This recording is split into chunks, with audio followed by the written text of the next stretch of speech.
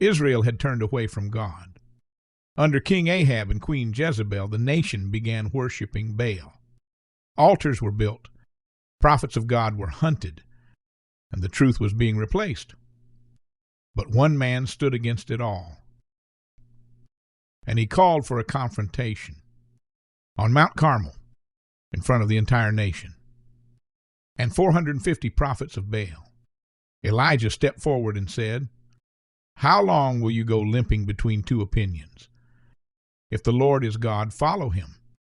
But if Baal is God, follow him." The people said nothing.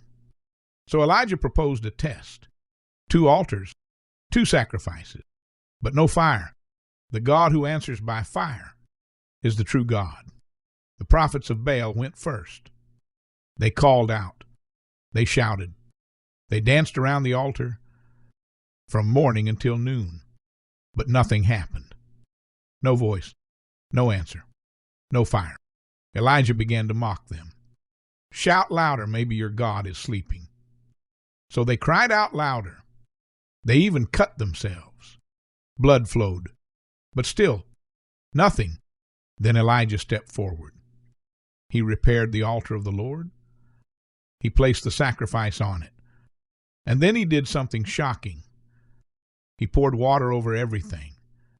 Once, twice, 3 times. The altar was soaked. Water filled the trench around it. Then Elijah prayed, "Lord, let it be known today that you are God." And suddenly, fire fell from heaven. It consumed the sacrifice, the wood, the stones, the dust, even the water. And when the people saw it, they fell on their faces. And they said, "The Lord, he is God.